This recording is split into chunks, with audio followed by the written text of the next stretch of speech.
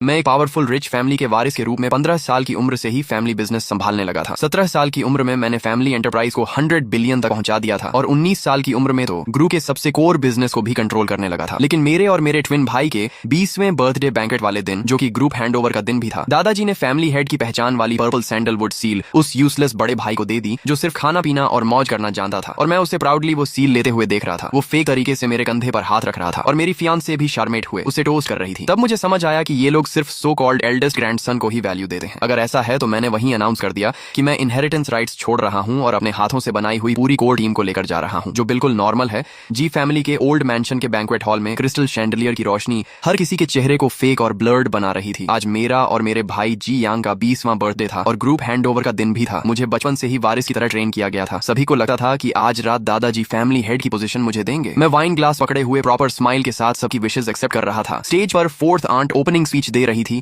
और atmosphere peak पर पहुंच चुका था। तभी दादाजी खड़े हुए और पूरा हॉल शांत हो गया। उन्होंने गला साफ किया और जोर से बोले, आज मेरे दोनों पोतों का 20वां बर्थडे है और मेरा रिटायरमेंट डे भी। फिर उन्होंने पॉज लिया और उनकी नजर आखिर में मुझ पर आकर रुकी। उनकी आंखों में कॉम्प्लेक्स इमोशन था। मेरा हार्ट बीट तेज हो गया। जी फैमिली के रूल्स के अनुसार फैमिली हेड की पोजीशन एल्डेस्ट ग्रैंडसन को दी जाती है। मेरा दिल जैसे रुक गया। मैं और जी यांग ट्विंस हैं। वो मुझसे सिर्फ 3 मिनट बड़ा है और उन्हीं 3 मिनट की वजह से मेरी 20 साल की मेहनत खत्म होने वाली थी। मैंने देखा दादाजी ने बॉक्स खोला और वो हैवी सील निकाली। फिर मुझे इग्नोर करके जी यांग की तरफ बढ़ गए, जो मेरे पास ही केयरलेस अंदाज में खड़ा था। जी यांग, आज से तुम जी फैमिली के हेड हो और जी ग्रुप के चेयरमैन भी। याद रखना, तुम एल्डेस्ट ग्रैंडसन हो और जिम्मेदारी निभानी है। जी यांग एक पल के लिए शॉक हुआ, फिर उसके चेहरे पर एक्साइटमेंट फूट पड़ी। उसने ऑलमोस्ट छीनते हुए सील ले ली। थैंक यू ग्रैंडपा, मैं जरूर करूंगा। पूरा हॉल डेड साइलेंट हो गया। सभी की नजरें स्पॉटलाइट की तरह मुझ पर टिक गईं। किसी की आंखों में सिंपैथी थी, किसी में मॉकरी, और कुछ लोग अंदर ही अंदर खुश थे। मेरे चेहरे की मसल्स स्टिफ हो गईं और मैं स्माइल मेंटेन नहीं कर पा रहा था। तभी मेरे दिमाग में एक क्लियर आवाज गूंजी, हा हा हा, जीत गया, जीत गया। मैंने कहा था ना, 3 मिनट पहले पैदा होना ही क्राउन प्रिंस बनने के लिए काफी है। जियान जैसा इडियट, इतना पढ़ा, इतना काम किया, इतना स्ट्रगल किया और आखिर में सब मेरे लिए ही किया। मजा आ गया। मैंने शौक में जियांग की तरफ देखा। वो सील उठाए खड़ा था। चेहरे पर प्योर एरोगेंस था, लेकिन मुंह से बोल रहा था, भाई आगे भी मेरी मदद करना, हम दोनों मिलकर फैमिली संभालेंगे। तब मुझे समझ आया ये उसकी इनर वॉइस है। मुझे नहीं पता मैं उसका मन कैसे सुन पा रहा हूँ। शायद एक्सट्रीम ह्यूमिलिएशन और एंगर ने कोई हिडन एबिलिटी एक्टिवेट कर दी। जियांग मेरे पास आया और मेरे कंधे पर जोर से हाथ मारा। उसकी ताकत में शोइंग ऑफ साफ दिख रहा था। देखो, इसका फेस बचपन से खुद को परफेक्ट दिखाता था। सोचता था सब फिक्स है, लेकिन ओल्ड मैन के लिए मैं ही सबसे इंपॉर्टेंट हूँ। मैंने अपने नेल्स हथेली में गड़ा दिए। तभी मेरी फियांसे ल्यू रुयन वाइन लेकर उसके पास गई। उसने वही एक्सपेंसिव ड्रेस पहनी थी जो मैंने उसके लिए खरीदी थी। उसके चेहरे पर ब्लश था और आंखों में चार्म। जी यांग ब्रो, कंग्रेचुलेशंस, फ्यूचर में मैं आपको टोस्ट करती हूँ। उसने मेरी तरफ देखना भी जरूरी नहीं समझा। तभी उसकी इनर वॉइस मेरे कानों में गूंजी, अच्छा हुआ मैंने सही इंसान चुना। जी यांग केपेबल है तो क्या। जी फैमिली जैसे ट्रेडिशनल क्लैन में सबसे इंपॉर्टेंट ऑर्डर और स्टेटस होता है। अब मैं फ्यूचर चेयरमैन की वाइफ बनूंगी। तब मुझे समझ आया मेरी सारी वैल्यू उन 3 मिनट के सामने कुछ भी नहीं थी। रूल्स और ट्रेडिशन सिर्फ मीडियोक्रिटी को बचाने और टैलेंटेड लोगों को दबाने का बहाना है। मैंने जी यांग को ल्यू रुयन का ग्लास पीते देखा और जानबूझकर उसकी उंगलियों को टच करते देखा। मैंने दादाजी को सेटिस्फाइड होकर बियर्ड सहलाते देखा, जैसे उन्होंने दुनिया का सबसे स्मार्ट डिसीजन लिया हो। और रिलेटिव्स जी यांग के चारों तरफ फ्लैटर कर रहे थे, जैसे मैं कोई बैकग्राउंड कैरेक्टर हूँ। मेरे अंदर का एंगर आखिर टूट गया। मैंने धीरे से मुट्ठी खोली और हंस पड़ा। आवाज धीमी थी, लेकिन पूरे हॉल को चुकर आ गई। मैंने माइक उठाया और स्टेज पर चला गया। लाइट्स फिर मुझ पर आ गई। थैंक यू सभी गेस्ट जो मेरे और मेरे भाई के बर्थडे बैंक्वेट में आए। मैंने जानबूझकर भाई शब्द पर जोर दिया। दादाजी ने सिर हिलाया, अच्छा है, समझदार हो, आगे भी अपने भाई की मदद करना, तुम्हें फायदा मिलेगा। जी यंग स्मर कर रहा था। कंटिन्यू एक्टिंग देखते हैं। कब तक मैं पूरे हॉल को देखकर बोला, अगर जी फैमिली इतना ही एल्डेस्ट ग्रैंडसन रूल को मानती है तो मैं जीएन यहाँ अनाउंस करता हूँ कि मैं वॉलंटरीली इनहेरिटेंस राइट्स छोड़ रहा हूँ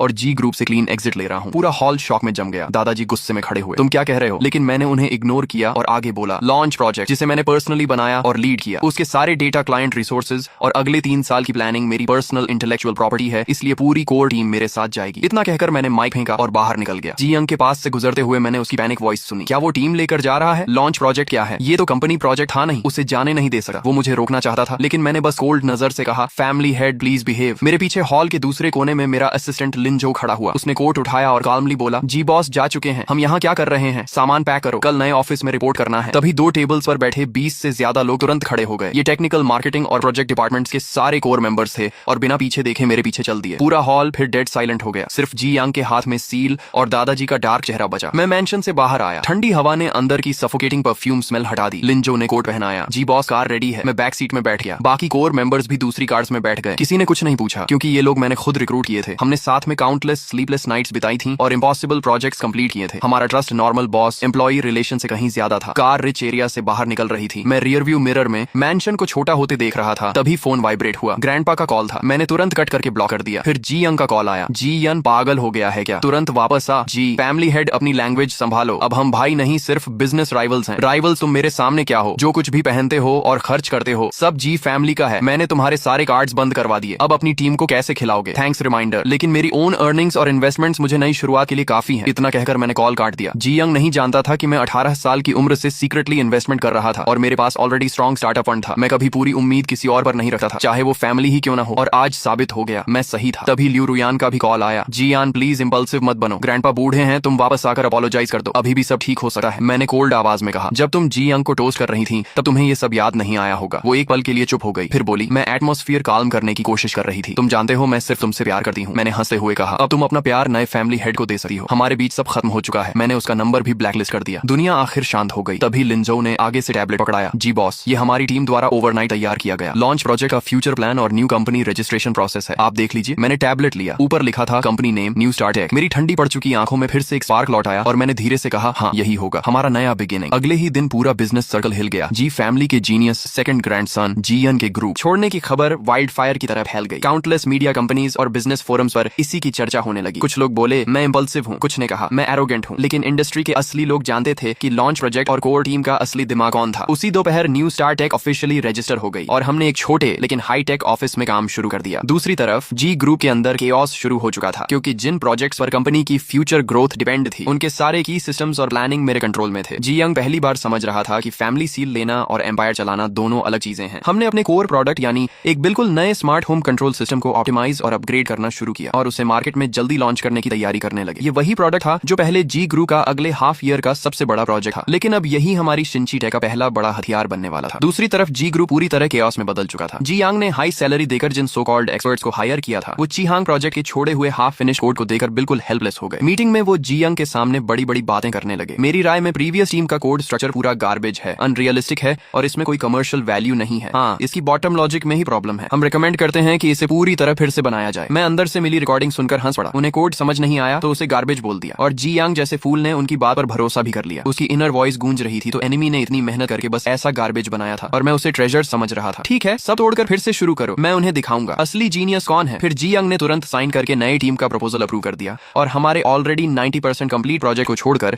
जीरो से रीस्टार्ट करने का फैसला कर लिया। इस डिसीजन की वजह से जी ग्रुप को इस प्रोजेक्ट में कई करोड़ एक्स्ट्रा इन्वेस्टमेंट और कम से कम आधा साल एक्स्ट्रा टाइम गंवाना पड़ा। ग्रैंडपा ऑफिशियली रिटायर हो चुके थे, लेकिन कंपनी में क्या चल रहा है ये उनसे छुप नहीं सकता था। उन्होंने जी यांग को ओल्ड मैंशन बुलाकर जमकर डांटा। बेवकूफ, तुझे पता भी है सब कुछ दोबारा शुरू करने का मतलब क्या होता है? इसका मतलब है कि हमारी पिछले 6 महीने की सारी इन्वेस्टमेंट पानी में चली गई। जी यंग डरते हुए बोला। ग्रैंडपा उन नए एक्सपर्ट्स ने साफ कहा है कि जी यंग सिर्फ एक फैंसी लेकिन यूजलेस शेल छोड़कर गया है। आप हमेशा उसे परफेक्ट मत समझिए, अब वो हमारा एनिमी है। उसकी इनर वॉइस फिर गूंजी। ओल्ड मैन हमेशा उसी की साइड लेता है, अब भी उसी को बचा रहा है। मुझे कुछ बड़ा करके दिखाना होगा ताकि उसे पता चले सही कौन है। आखिर ग्रैंडपा भी उसे रोक नहीं पाए और भारी सांस लेकर चुप हो गए और मैंने इसी परफेक्ट टाइमिंग एडवांटेज को पकड़ लिया। 1 महीने बाद सिंची टेक ने अपनी पहली प्रोडक्ट लॉन्च कॉन्फ्रेंस रखी। मैं स्पॉटलाइट के नीचे खड़ा होकर मीडिया और पोटेंशियल पार्टनर्स के सामने हमारा स्मार्ट होम सिस्टम कीमिंग इंट्रोड्यूस कर रहा था। कीमिंग सिस्टम आपकी जिंदगी को रीडिफाइन करेगा। ये सिर्फ एक कंट्रोलर नहीं बल्कि आपका इंटेलिजेंट स्मार्ट असिस्टेंट होगा। इसकी smooth performance, human friendly design और पावरफुल कंपैटिबिलिटी मार्केट के सभी सिमिलर प्रोडक्ट्स से कई गुना बेहतर थी। लॉन्च होते ही कीमिंग पूरे टेक इंडस्ट्री में सेंसेशन बन गया। उसी दिन हमने देश की टॉप 3 होम डेकोरेशन कंपनीज के साथ स्ट्रेटेजिक पार्टनरशिप साइन कर ली और ऑर्डर्स की टोटल वैल्यू 50 मिलियन से ऊपर पहुंच गई। सिंची टेक एक ही बार में फेमस हो गई। ऑफिस के फोन्स लगातार बज रहे थे, जबकि उसी समय जी ग्रुप अभी तक अपने नए प्लान का बेसिक स्ट्रक्चर भी पूरा नहीं कर पाया था। जब जी यांग ने न्यूज में मुझे कॉन्फिडेंस के साथ स्टेज पर देखा और कीमिंग सिस्टम के अमेजिंग फीचर्स देखे तो उसने गुस्से में अपना फेवरेट एंटीक वेस तोड़ दिया। ये इम्पॉसिबल है, ये तो वही प्लान है जो हमने बनाया था। वो 1 महीने में इतना पावरफुल कैसे हो गया? तब जाकर उसे एहसास हुआ कि वो उन फेक एक्सपर्ट्स द्वारा बेवकूफ बनाया गया था, जिसे वो गार्बेज समझ रहा था। वो एक्चुअली मार्केट बदल देने वाला गोल्ड था और उसने खुद उस गोल्ड को डस्टबिन में फेंक दिया। जी ग्रुप के स्टॉक्स फिर बुरी तरह गिर गए। बोर्ड मीटिंग में जो अंकल्स पहले ग्रैंडपा की साइड लेते थे अब कंप्लेन करने लगे। देख लिया क्या हो गया? जीएन के जाते ही कंपनी और नए प्रोजेक्ट्स ऑलमोस्ट कोलैप्स हो गए और अब वही हमारे प्रोजेक्ट को लेकर हमारा बिगेस्ट कॉम्पिटिटर बन गया। ये आखिर हो क्या रहा है? ग्रैंडपा मेन सीट पर बैठे थे और उनका चेहरा इतना डार्क था जैसे पानी टपक पड़े। वो दांत पीस कर बोले, जीएन उस बास्टर्ड के पंख निकल आए हैं। उसने पलट कर काटना शुरू कर दिया, लेकिन उन्हें नहीं पता था कि ये तो सिर्फ शुरुआत थी। कीमिंग सिस्टम की सक्सेस ने शिंची टेक को इंडस्ट्री में मजबूती से खड़ा कर दिया। हमने तुरंत मार्केट एक्सपैंड करना शुरू किया और सिर्फ 3 महीनों में domestic high and smart home market का 30% हिस्सा अपने नाम। लेकिन लियू रुयन की हालत भी अच्छी नहीं रही। जी यांग बाहर लड़कियों और पार्टीज में बिजी रहने लगा और उसे पूरी तरह भूल गया। लियू फैमिली ने गलत साइड चूज की थी, इसलिए उनकी सोशल पोजीशन भी तेजी से गिरने लगी। सुनने में आया कि लियू रुयन कई बार पार्टीज और बिजनेस इवेंट्स में मुझसे मिलने की कोशिश करती रही, लेकिन हर बार मेरे बॉडीगार्ड्स ने उसे बाहर ही रोक दिया। मैंने उसे एक बार भी प्रॉपर्ली देखने की जरूरत नहीं समझी। कुछ लोग एक बार लाइफ से निकल जाएं तो हमेशा के लिए खत्म हो जाते हैं और मेरे पास ऐसे बोरिंग बोरिंग लोगों और चीजों पर वेस्ट करने के लिए बिल्कुल समय नहीं था। मेरा असली लक्ष्य था उस रॉटन और एरोगेंट जी ग्रुप को पूरी तरह खत्म करना, जो सिर्फ ब्लड लाइन और एल्डेस्ट सन रूल्स को ही सब कुछ मानता था। जी ग्रुप की फाइनेंशियल कंडीशन अब कोलैप्स होने की कगार पर पहुंच चुकी थी। जी यंग की बेवकूफ इन्वेस्टमेंट्स एक बॉटमलेस पिट की तरह कंपनी का पैसा निगल रही थी और कोर बिजनेस की डाउनफॉल की वजह से कंपनी रेवेन्यू भी बुरी तरह गिर चुका था। बैंक्स लोन रिपेमेंट मांगने लगे, सप्लायर्स पेमेंट के लिए ऑफिस पहुंचने लगे, कंपनी के अंदर पैनिक फैल गया, एम्प्लॉइज सीक्रेटली रिजाइन करने लगे। आखिरकार जी यंग डर गया, उसके पास कोई तरीका नहीं बचा, इसलिए वो फिर से ओल्ड मैंशन में दादाजी के पास मदद मांगने पहुंच गया। स्टडी रूम में दादाजी लेटेस्ट फाइनेंशियल रिपोर्ट देकर कांप रहे थे। सिर्फ 6 महीने में तुमने कंपनी की ये हालत कर दी। जी फैमिली की 100 साल पुरानी लेगेसी तुम्हारे जैसे निकम्मे की वजह से खत्म हो जाएगी। जी यंग जमीन पर घुटनों के बल बैठ गया और रोते हुए बोला, ग्रैंडपा मुझसे गलती हो गई, प्लीज एक बार और मदद कर दीजिए। ओल्ड मैन के पास जरूर सीक्रेट मनी होगा, अगर वो निकाल दें तो कंपनी बच सकती है। वंस कंपनी स्टेबल हो गई तो मैं सब संभाल लूंगा। दादाजी ने आंखें बंद कर ली, उनके चेहरे पर सिर्फ थकान और डिसअपॉइंटमेंट बची थी। काफी देर चुप रहने के बाद उन्होंने कहा, अभी सिर्फ एक रास्ता बचा है। जी यंग तुरंत बोला, कौन सा रास्ता? दादाजी ने भारी आवाज में कहा, जियन को वापस लाओ। अगर वो वापस आने को तैयार हो जाए तो मैं फैमिली सील उसे दे दूंगा और तुम्हें उसका असिस्टेंट बना दूंगा। आखिर इस हालत में उन्हें झुकना ही पड़ा, लेकिन जी यंग तुरंत भड़क गया, इम्पॉसिबल, मैं उसके सामने झुकूं और उसका असिस्टेंट बनूं? मैं ही एल्डेस्ट ग्रैंडसन हूं, मैं ही फैमिली हेड हूं, उससे माफी मांगने से अच्छा तो मैं मर जाऊं। वो आखिर है क्या? बस मेरे पेरेंट्स का उठाया हुआ एक आउटसाइडर। तभी उसकी इनर वॉइस मेरे दिमाग में गूंजी। आउटसाइडर ये शब्द बिजली की तरह मेरे दिमाग में गिरा। मैं हमेशा सोचता था कि हम ट्विंस हैं, बचपन से सब यही कहते आए थे, क्या सच कुछ और है? मैंने तुरंत लिंजो को ऑर्डर दिया कि जिस हॉस्पिटल में हमारा जन्म हुआ था वहां के सारे पुराने रिकॉर्ड्स निकलवाए जाएं। 3 दिन बाद लिंजो मेरे सामने एक पुरानी बर्थ सर्टिफिकेट में मदर का नाम मेरी माँ का ही था, लेकिन बेबी इन्फॉर्मेशन में सिर्फ जी यंग का नाम लिखा था और डीएनए रिपोर्ट ने तो सब क्लियर कर दिया। एक रिपोर्ट में जी यंग और मेरे पेरेंट्स के बीच रियल ब्लड रिलेशन था, लेकिन दूसरी रिपोर्ट में मेरे और उनके बीच कोई ब्लड रिलेशन नहीं था। यानी मैं असल में जी फैमिली का बच्चा था ही नहीं। मुझे उसी दिन हॉस्पिटल से उठाकर लाया गया था। नहीं, शायद ये कोई एक्सीडेंट नहीं था। जी फैमिली जैसी पावरफुल फैमिली 20 साल तक ऐसी गलती नोटिस न करे, ये इम्पॉसिबल था। इसका मतलब ये सब जानबूझकर किया गया था। शायद उस समय जी यंग बहुत वीक और सिक पैदा हुआ था, इसलिए फैमिली ने एक हेल्थी बच्चे की जरूरत में मुझे उठा लिया ताकि दुनिया को ट्विंस की कहानी सुनाई जा सके। और मैं सिर्फ उनका बैकअप प्लान था। मुझे हेयर की तरह ट्रेन सिर्फ इसलिए किया गया क्योंकि जी यंग कमजोर था, लेकिन जैसे ही वो बड़ा होकर हेल्थी दिखने लगा मैं एक्सपेंडेबल बन गया। एल्डेस्ट ग्रैंडसन वाला रूल सिर्फ एक एक्सक्यूज था ताकि लीगली सब कुछ जी यंग को दिया जा सके। आखिर में ये सब एक केयरफुली प्लान्ड स्कैम निकला। मैं जी यंग शुरू से आखिर तक सिर्फ जी फैमिली की चेस बोर्ड का एक पॉन था। ये सच मेरे दिल में बची हुई आखिरी उम्मीद को भी खत्म कर गया। लेकिन हैरानी की बात ये थी कि मुझे ना गुस्सा आया ना दुख, मेरे अंदर बस डरावनी शांति बची थी, क्योंकि अब मेरे और जी फैमिली के बीच कोई ब्लड रिलेशन नहीं था। इसलिए अब जो कुछ भी मैं करूंगा उसमें मुझे कोई गिल्ट महसूस नहीं होगा। उधर दादाजी के प्रेशर में आकर आखिरकार जी यंग ने मुझे फोन किया। कॉल कनेक्ट होते ही उसने दांत पीसते हुए कहा, जी यान क्या तुम फ्री हो? हमें मिलना है। उसकी इनर वॉइस लगातार मुझे गालियां दे रही थी, बस पैसे मिल जाएं फिर देखना मैं इसे कैसे बर्बाद करता हूँ। मैंने शांत आवाज में पूछा, क्या बात है? उसने मजबूरी में कहा, ग्रैंडपा चाहते हैं कि तुम वापस आकर कंपनी बचा लो। मैंने उसे बीच में ही रोक दिया, अगर मुझे वापस चाहिए तो मेरी कंडीशंस होंगी, पूरे शेयर होल्डर्स मीटिंग के सामने और मीडिया के सामने। तुम और दादाजी खुद फैमिली सील और चेयरमैन अपॉइंटमेंट लेटर मेरे हाथ में दोगे और अपने पुराने फैसले के लिए पब्लिक अपॉलॉजी भी करोगे। जी यंग पागलों की तरह चिल्लाया, इम्पॉसिबल, हम तुमसे माफी मांगे, तुम खुद को समझते क्या हो? मैंने ठंडी आवाज में कहा, तो फिर तैयार रहो 1 हफ्ते बाद जी ग्रुप की बैंकरप्सी देखने के लिए। और मैंने कॉल काट दिया। मुझे पता था दादाजी अपनी रेपुटेशन बचाने के लिए कुछ भी करेंगे, वो कभी नहीं चाहेंगे कि जी ग्रुप उनके हाथों खत्म हो। 2 दिन बाद खुद दादाजी का फोन आया। उनकी आवाज पहले जैसी पावरफुल नहीं रही थी। उन्होंने थकी हुई आवाज में कहा, तुम्हारी सारी कंडीशंस मंजूर हैं, फ्राइडे को शेयर होल्डर्स मीटिंग होगी। मीटिंग वाले दिन पूरा कॉन्फ्रेंस हॉल मीडिया और शेयर होल्डर्स से भरा हुआ था। दादाजी स्टेज पर आए, उनका चेहरा बूढ़ा और कमजोर लग रहा था। उन्होंने माइक पकड़ा और भारी आवाज में कहा, मेरी गलत डिसीजंस और जी यंग की लैक ऑफ एक्सपीरियंस की वजह से कंपनी क्राइसिस में आ गई है, इसीलिए बोर्ड ने फैसला लिया है कि जी यंग को वापस चेयरमैन बनाया जाएगा। इतना कहकर उन्होंने पर्पल सैंडलवुड सील और अपॉइंटमेंट लेटर उठाया और कांपते हुए मेरी तरफ बढ़ने लगे। सभी मीडिया कैमरास उसी मोमेंट को कैप्चर कर रहे थे। हर किसी को लगा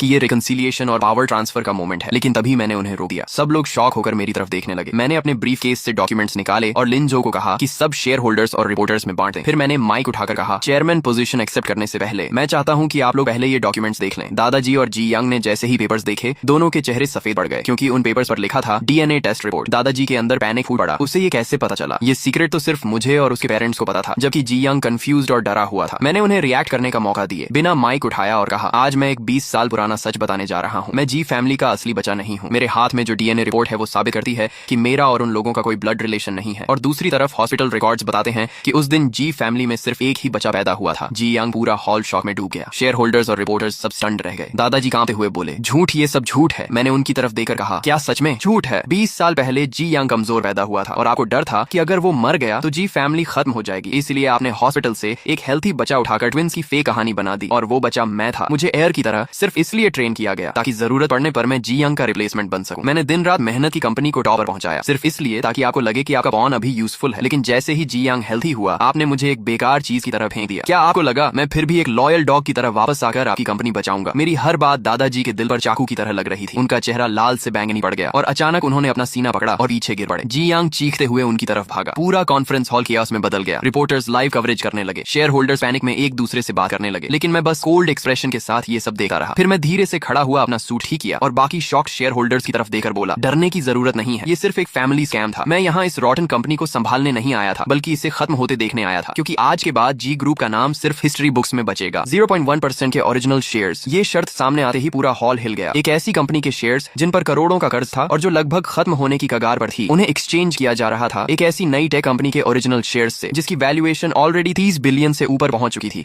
और जो अभी भी रॉकेट की तरह ग्रो कर रही थी। ये कोई नॉर्मल एक्विजिशन नहीं था, ये तो खुली हुई दौलत बांटना था। अभी कुछ देर पहले तक गुस्से में भड़क रहे शेयर होल्डर वांग भी वहीं जम गए। टेक ओवर एग्रीमेंट पकड़े हुए उनके हाथ हल्के हल्के कांपने लगे। आखिर वो सब बिजनेसमैन थे और इस दुनिया में कोई भी पैसे के खिलाफ नहीं जाता। जी ग्रुप की हालत क्या थी, ये उनसे बेहतर कोई नहीं जानता था। कंपनी का बैंकरप्ट होना अब बस वक्त की बात थी और मेरा सामने आना ऐसा था जैसे किसी गहरी खाई के किनारे खड़े लोगों को अचानक नोआज आर्क पर चढ़ने का आखिरी मौका मिल गया हो।